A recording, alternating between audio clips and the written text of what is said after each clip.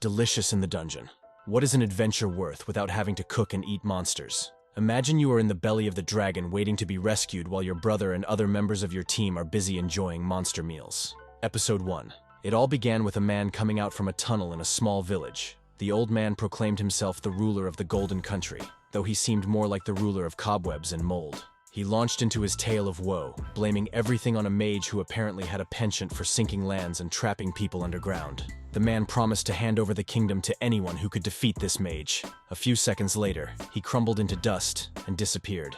Next, a young man named Laios and his party are seen fighting a dragon. Just when Laios was about to suggest a quick snack break, because of priorities, right? His sister decided to steal the spotlight, quite literally, by shoving him away and becoming the dragon's next meal. Classic sibling rivalry, am I right? But fear not, because Laios' sister wasn't about to let a little thing like being in the jaws of a dragon cramp her style. With some incantations, she moved Laios and the rest of the party away from the battle, leaving the dragon to ponder the taste of disappointment. Laios and his female elf comrade, Marcille and Chilchuk, decide to go and save Falin. As they ventured deeper into the dungeon, Laios enthusiastically proposed his plan of turning monsters into meals, much to the elf girl's dismay.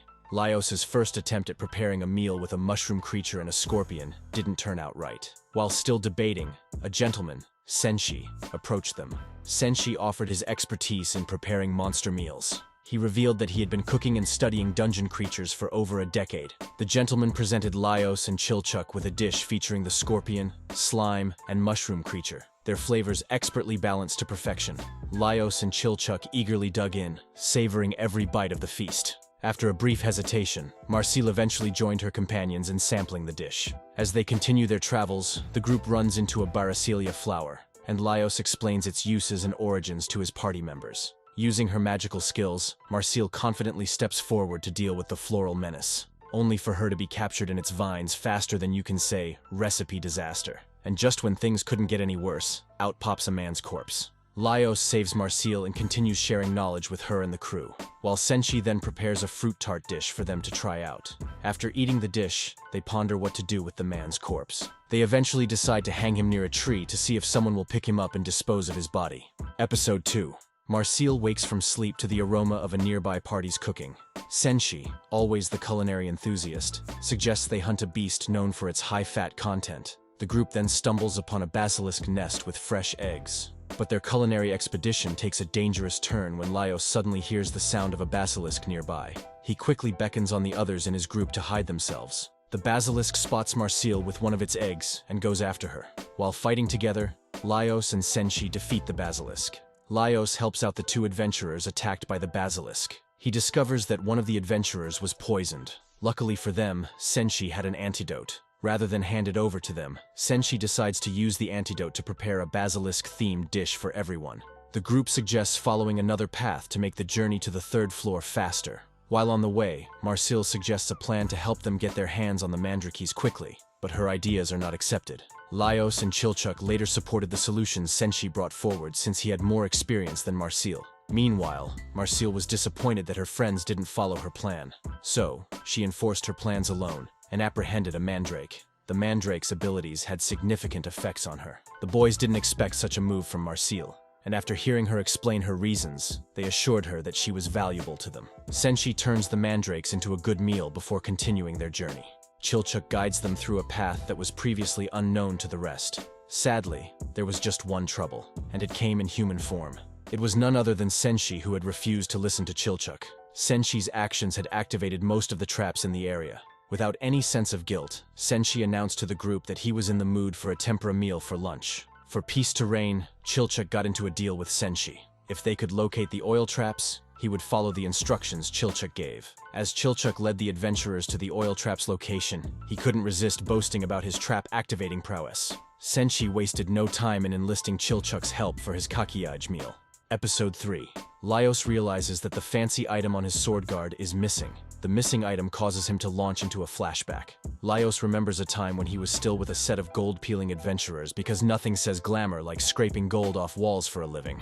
But wait, it gets better. They stumble upon a room full of stationary knights, known as living armor. Then, one of the armors attacked Laios' group, causing a fight. Laios fought back using the armor's weapons, but sadly, he got killed during the battle. In the present, Laios tells Marcil about his loss, but mentions that he got the emblem as a reward. Laios wonders what armors would taste like and asks Senshi how he would cook a dish with an armor theme. Senshi explains to Laios that the armor's metallic composition makes them impossible to eat, much to Laios' disappointment. As the group continued exploring, they encountered the armor from which Laios had once attempted to peel gold. Laios devises a plan to continue their journey successfully. As Marcil, Chilchuk, and Senshi battle the armor, Laios heads towards the door previously guarded by the armor. Laios seizes the armor's helmet and inserts his fractured sword into it. A mollusk emerges, revealing to Laios that multiple mollusks inhabit each armor.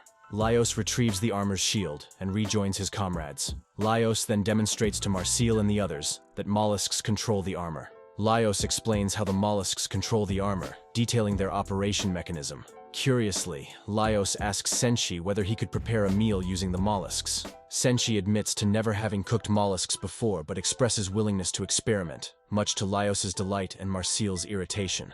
Senshi prepares 3 dishes using the newfound ingredients and offers one to Laios. Laios takes a hesitant bite, finding the dish surprisingly palatable. His enjoyment persuades the others to sample the remaining meals as well.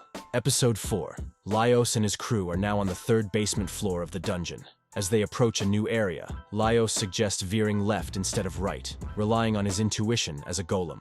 Senshi informs the others that some edible creatures are on the 3rd floor. He talked about the nutritional value of golems due to their ability to regulate temperature and humidity effectively. Senshi guides Marcil and the rest to a cave filled with golems. Single-handedly, Senshi defeats each golem and directs his comrades to gather the vegetables. Marcil discovers that Senshi was the mastermind behind planting the golems in this area, granting him valuable knowledge about the location of their cores. Marcil admonishes Senshi, informing him that activating a magical creature without permission is against the law. Senshi counters his rationale by explaining why his actions aren't inherently wrong. As Marcil excuses herself briefly to use the restroom, Senshi seizes the opportunity to gather soil and bury his golems. Upon Marcil's return, the group prepares their next meal. Marcil offers to speed up the process with a fire spell, but Senshi objects to it. Senshi noted that he prefers the traditional methods. As everyone indulges in the golem-inspired dish, they express delight and satisfaction. After completing his task, Senshi and the others are seen traveling while carrying various vegetables. Marcil inquires about Senshi's plans for the vegetables, to which he replies that he typically sells them to travelers on lower floors. Chilchuk suggests trading the vegetables to the merchants on this floor for better rewards. They visit a diner and approach a short merchant about trading their vegetables. The merchant rudely dismisses them, insisting on gold coins for any deals. Suddenly, a group of orcs barges in, attacking the diners and customers. Senshi prevents Laios from fighting back, revealing that these orcs are his customers. The orc commander approaches Senshi and demands a share of his crops, threatening violence if Senshi refuses. Senshi negotiates a deal with the commander to avoid conflict. Later, Laios and the others confront Senshi about his decision, discovering his lack of a solid plan. The orc commander then imprisons the group in a cage with a few chickens at their settlement. Senshi requests ingredients from the commander to bake bread for everyone. Meanwhile, an orc toddler poses a question to Marcil, prompting the orc commander to give a history lesson about humans, elves, and their respective peoples. When Senshi is done making the bread dish, the orc commander forbids them from consuming the bread. His son questions this decision, prompting Marcil and Senshi to converse with the young orc. Laios approaches the commander regarding the earlier inquiry about his ambitions. Laios affirms his desire to go into the dungeon's depths to rescue his sister and defeat the Red Dragon. He assures the orc commander that their quest won't involve the orc people. In response, the orc commander retrieves a map indicating the whereabouts of the Red Dragon. Laios acknowledges his intent to consider the orc's suggestion about ruling the area.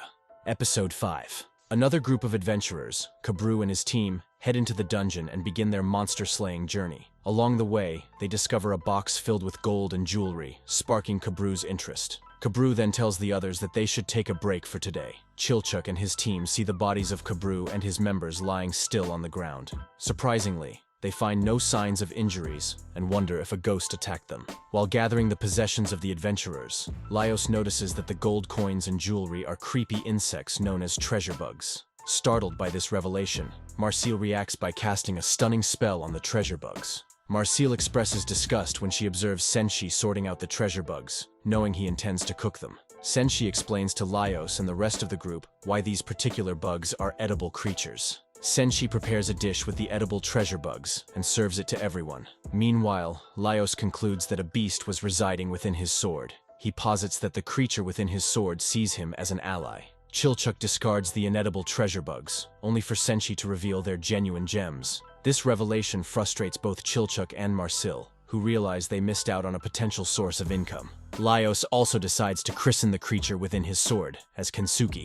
As Laios accidentally drops one of the treasure bug sandwiches and reaches for it, a dungeon ghost emerges and attempts to freeze him. Marcil quickly intervenes to rescue Laios, but his cries draw the attention of more ghosts. Concerned, Laios inquires if Marcil possesses any less conspicuous spells, to which she admits that she hasn't mastered advanced magic like Phelan. Back in the present, Marcil contemplates resorting to violence to fend off any ghosts that threaten her or the group. However, Chilchuk disagrees, believing it to be a risky approach. The two engage in a heated debate over the best course of action for handling the ghosts. As Laios and the group move forward, Senshi makes holy water capable of repelling ghosts. The holy water later came in handy when the ghosts froze Laios, Marcil, and Chilchuk. Inspired by Phelan's memory, Laios encourages everyone to rise to the occasion.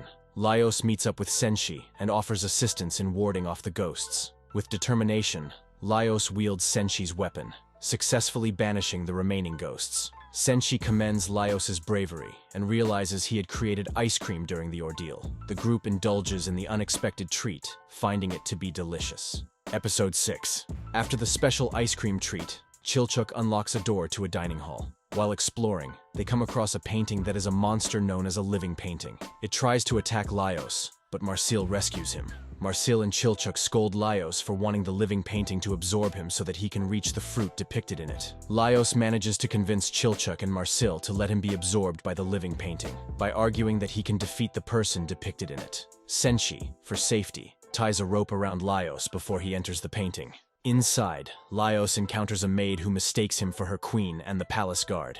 The maid gives Laios a fruit basket and asks him to follow her, which confuses Laios. In the painting, Laios observes the king and queen comforting their child, making him uneasy.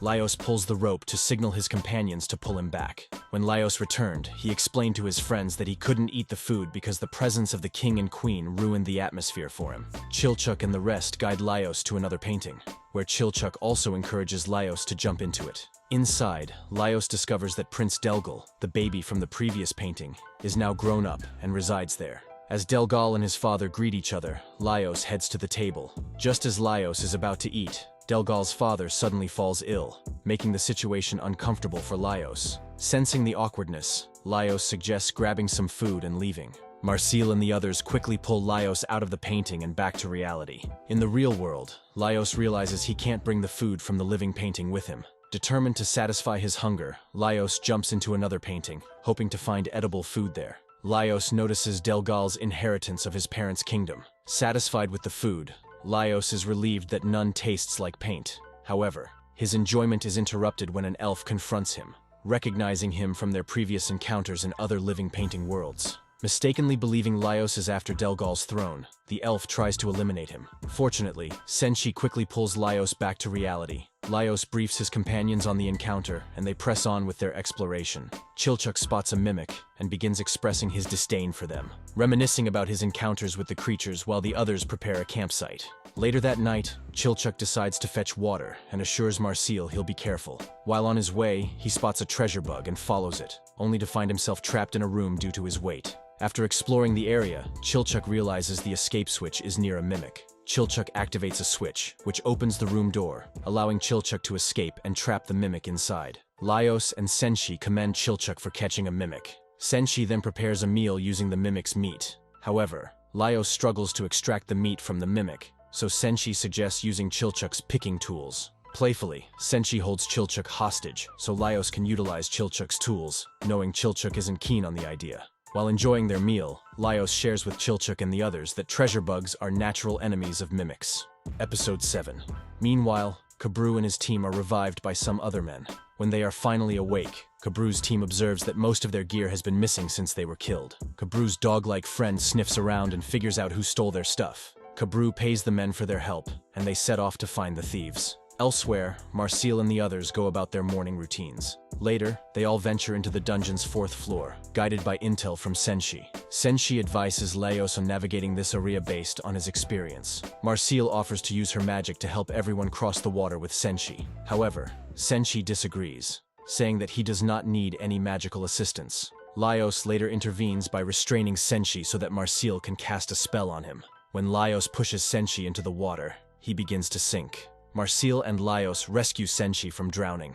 Senshi brings up the idea of him using a mimic shell to cross the water. He summons a kelpie, a horse-like creature, to aid them in their journey. Marcille and Laios expresses their concern, but Senshi reassures them that Anne, the kelpie, is his trusted friend. Senshi admits that he's never used Anne for transportation before, and questions if the mimic's shell will work in that capacity. Unfortunately, Laios' fears materialize as Anne begins to descend into the depths of the water with Senshi aboard. Laios and Marcille came to his rescue. Senshi then grabs an axe, intending to dismember Anne on his own.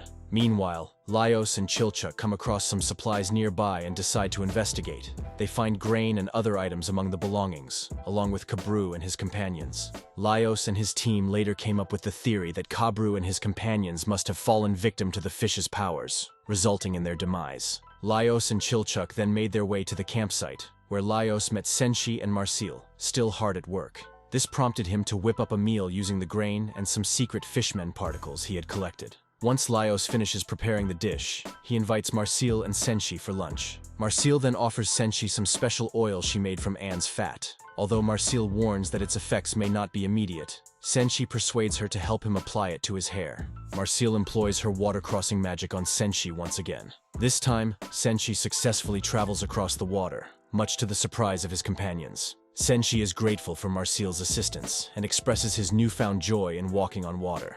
A giant kraken attacks some fishermen and targets Laios and his team. To tackle this problem, Senshi proposes a plan that combines Marcille's water-crossing magic with the trident he found. Senshi's plan later works, leading to the death of the beast. Episode 8. A flashback from Marcille's school days reveals her classmates are commending her magical abilities. As the teacher arrives, the students learn they will participate in a spirit-breeding experiment. Grabbing their jars, they go outside. When a student accidentally shoves another while transporting their barrier to a shelf, Marcille intervenes, preventing her from falling. The grateful girl continues to the shelf, but Marcille notices imperfections in her barrier, which could weaken its magic and endanger the spirits inside. After some days, the teacher instructs the students to return to the darkroom to check their barriers and see if their spirits have survived. While some students' spirits perish, Marcille's remain intact. The girl Marcille helped receives praise from their teacher for her spirits multiplying significantly, impressing Marcille. Eager to learn her secret, Marcille rushes to the girl, who reveals she visited a renowned dungeon known for its abundance of spirits. Later, the girl leads Marcille to a hidden passage. Arriving at a landmass surrounded by countless spirits, the girl shares her method for achieving the spirit-breeding multiplier phenomenon with Marcille. The girl from Marcille's flashback was none other than Phelan, Laios' sister. The flashback ends, but Chilchuk doubts Marcille's story, which frustrates her. When Laios wakes up, he shares Phelan's thoughts about Marcille and her impact during their school days. Marcille blushes and mentions Phelan's praise for Laios. After some heartfelt conversation, Chilchuk and the others devise a plan to reach the Red Dragon's area, studying a dungeon map for guidance. Before they set out, Marcille goes into another room to freshen up. While at it, she observed an excess of boiled water she had prepared and decides to dispose of it in the dungeon's water area. As she does so, an undine, a water creature, emerges from the depths. The creature's appearance startles Marcille, causing her to tumble into the water. Sensing the urgency, Chilchuk and Senshi realize they need fire to defeat the undine. Chilchuk instructs her to handle the undine alone while they prepare. Using her water-crossing magic to stand on the water's surface, Marcille assures Chilchuk she'll find a way to defeat the undine. As Laios arrives, Marcille warns the others not to enter the water, as their water-crossing abilities have faded. However, before they can act, the undine fires a water bullet at Marcille's leg, inflicting a severe wound. Marcille observes the undine covered in blood.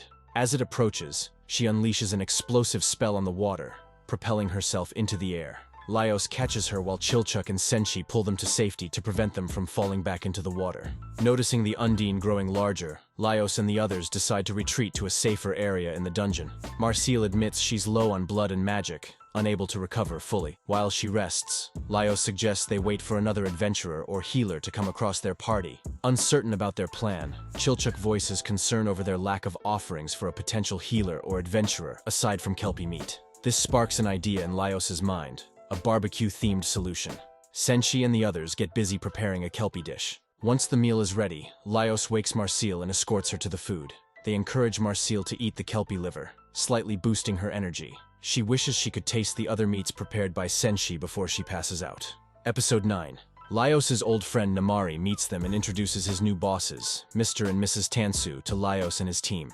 Laios asks if they have a healer, but Mr. Tansu declines Laios's offer of kelpie meat as payment. As Mr. Tansu prepares to leave, Laios warns him about the nearby Undine, but Mr. Tansu brushes off the concern, claiming he and Mrs. Tansu can handle it as gnomes. However, when Mr. Tansu attempts to ward off the Undine with a chant, it tragically results in the Undine killing Namari. Mr. Tansu and the others quickly flee the scene after the incident. They return to Laios and the group. Mr. Tansu then performs a healing spell on Namari to restore her health. Namari accuses Mr. Tansu of using her as a shield, and this resulted in an argument. Mr. Tansu then approaches Laios and Senshi, revealing his expertise in ancient spells and his intention to investigate a nearby magic circle. He offers to heal Marcille if Laios and Senshi agree to assist him in this quest. A monster from the tentacles species attacks the two groups and snatches one of Namari's team members, Kiki. Laios decides to confront the monster and requests Senshi's helmet for protection. With assistance from Senshi and Namari, Laios successfully frees Kiki from the tentacle's grasp.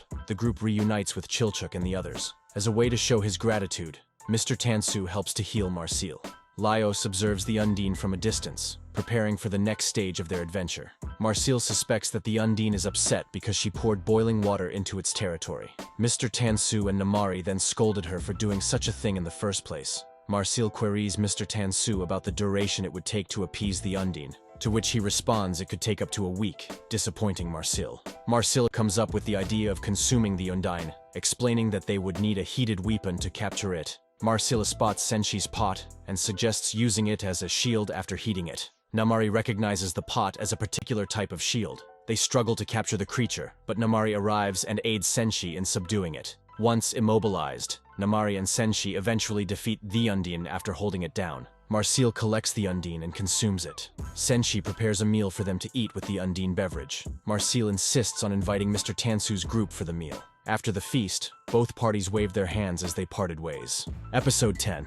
Laios and his crew then proceed to the 5th floor and the orc settlement. As Laios pushes through the tentacles blocking their way, a giant frog appears and snatches Laios's sword with its tongue, taking it deeper into the dungeon.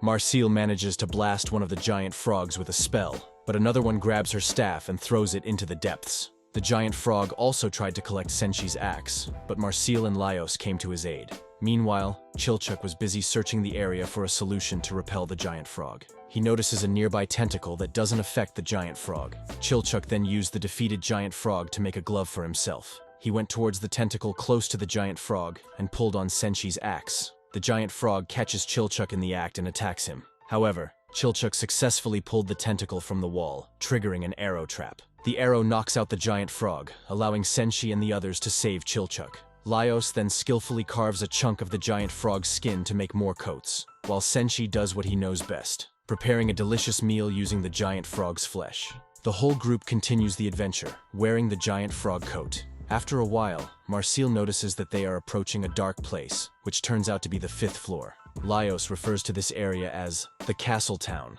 While exploring the Castle Town, Marcille discovers that her giant frog coat is stuck to her body. Laios admits that he forgot to tan the coats, hinting they might have to face the red dragon while wearing them. Meanwhile, Mr. Tansu and his party emerge on the surface. Unfortunately, Namari falls ill, prompting Mr. Tansu to entrust Kiki and Kaka with taking care of her in the guest room.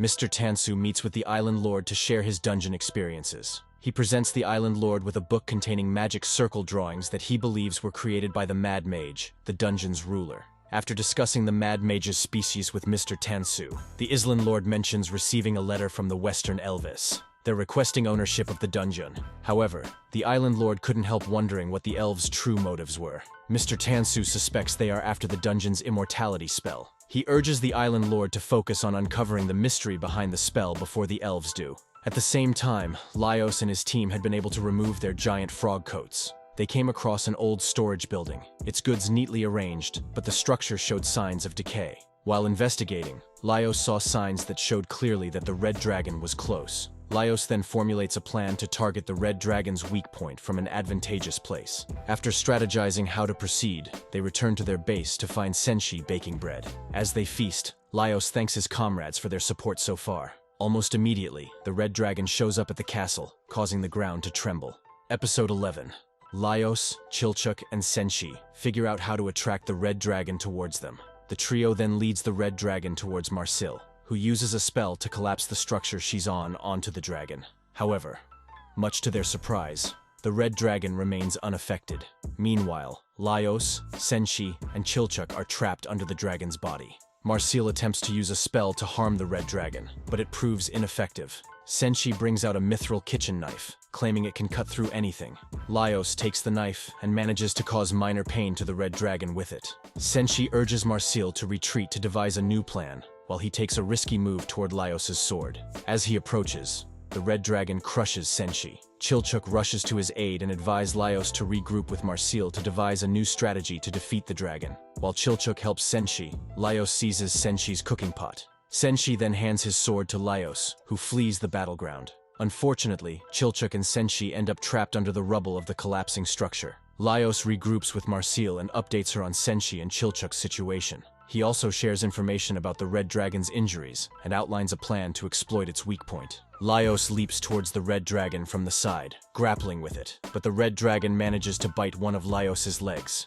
Just before the red dragon can cut off his leg, Laios strikes its weak spot with his weapon, causing it to fall. Laios later wakes from a flashback and finds Marcille tending to his leg wound. Since he is awake, Marcille leaves him to search for Senshi and Chilchuk. After finding Senshi and Chilchuk, Marcille uses her magic to heal their injuries. She then locates Laios' cut leg and magically reattaches it to his wound. Chilchuk passes Laios his sword, expressing his disappointment that Laios had kept his monster friend, who resides in the sword, a secret. Laios, wielding Senshi's knife, cuts through the red dragon's body, hoping to find Phelan's remains inside. Laios dissects the stomach, only to find it empty. Marcille ponders whether this might be a different red dragon, but Laios insists it's the same because the scar matches the red dragon they encountered earlier. Laios and his companions inspect the red dragon's intestines, but find nothing.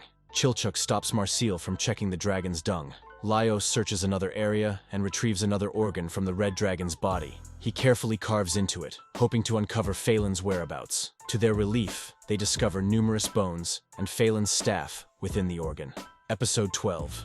Laios gathers Phelan's bones and allows Marcille to perform black magic ritual on them. Marcille uses her blood to create a circle in the area. As Marcille performs the forbidden spell, she collapses midway through. Laios rushes to Phelan's side, who miraculously awakens. Chilchuk introduces Phelan to Senshi and hears her stomach rumbling. Laios suggests that they prepare a meal. In the meantime, Phelan starts asking Marcille many questions about the red dragon, Namari Shuro, and Marcille's involvement with dark magic. Phelan apologizes to Marcille because she had to use forbidden magic to bring her back, but Marcille reassures her, urging her not to dwell on it. She also assures Phelan that she'll erase the magic circle before they leave, emphasizing the need to start thinking about how to return to the surface world. Meanwhile, Laios and Chilchuk discuss their next steps, with Laios proposing they focus on finding a way back to the surface. However, Chilchuk expresses concerns about their financial situation and questions Marcille's proficiency in dark magic. He wonders if Marcille might be a dark elf, which he believes could pose future problems.